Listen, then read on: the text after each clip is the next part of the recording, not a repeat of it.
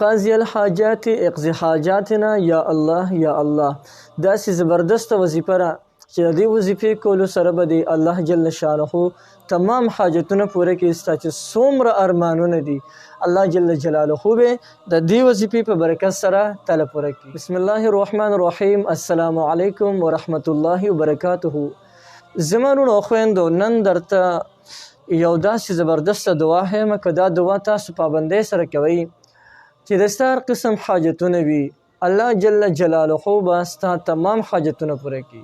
چاخې که هر څونه حاجتونه وي، زرګونه حاجتونه یو طرف ته او د دې وظیفې پاور بل طرف ته، الله جل شانه به هغه زرګونه حاجتونه د دې وظیفې په برکت سره پوره کړي.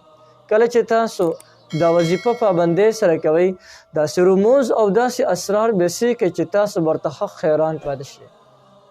که یو انسان د قرض نه د خلاصۍ دپاره کوي، نو بلکل یو ډیره زبردسته وظیفه ده د قرض نه د خلاصۍ دپاره. که یو انسان روزي لنډه تنګه ده، د روزۍ نه ډېر سخت تنګ راغلی دی، د رزق پریشاني ورته ډېره زیاته ده، که هغه هم دا وظیفه پابندۍ سره کوي، نو الله جل جلاله به روزي داسې پراخه کړي چې د ده په وهم ګمان کې نه تېرېږي. د دې نه علاوه یو انسان د پریشانو سره مخامخ شوی دی، نو که هغه وروڼه خو هم دا وظیفه راونیسي، نو انشاءالله چې د دې وظیفې په برکت باندې به الله جل جلاله تمام پریشانۍ ختم کړي، تمام مشکلات به ختم شي، بند لارې چارې به د الله جل جلاله روانې کړي. داسې مبارکه دعا ده. زیات وخت نه اخلمه، خو که تا ته یو ایمرجنسي حاجت راپېښ شولو، ته وایې چې زما د حاجت دی الله زر تر زره پوره کړي، نو بس د دې دعا وظیفه شروع کړه: یا قاضي الحاجات اقضي حاجاتنا یا الله یا الله. د دې وظیفې کولو طریقه ډیره زیاته اسانه ده.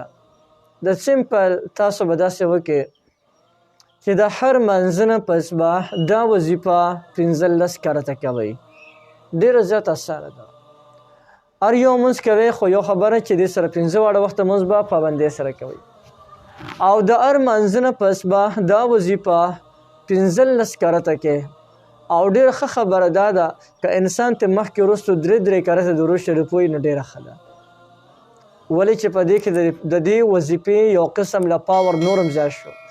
یو د وظیفې پاور شو، دویم طرف ته د درود شریف پاور شو، نو دې سره به دې الله جل جلاله تمام حاجتونه پوره کړي.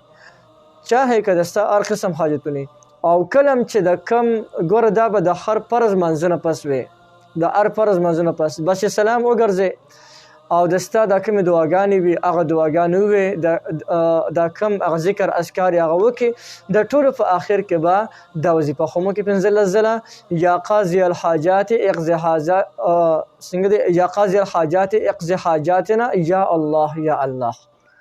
او د هغې نه پس الله ته لاس پورته کړه او خپل حاجت وغواړه. روزانه پابندۍ سره هم په دې طریقې سره د الله جل شانه نه سوال کوه، د الله جل شانه نه خپل حاجت غواړه. انشاءالله چې په لږ ورځو کې دننه به الله جل شانه رحمت په جوش کې راشي او د ستا تمام حاجتونه به الله جل جلاله پوره کړي. نو یو ډېره زبردسته وظیفه مې درته وښوله، یقینا ښکلې مزېداره دعا هم ده، وظیفه هم ده، الفاظ یې ډېر چې کوم دي زبردست الفاظ دي. یا قاضي الحاجات اقضي حاجاتنا یا الله یا الله. ای د حاجتونو پوره کوونکې ذاته زمونږ حاجتونه پوره کړي.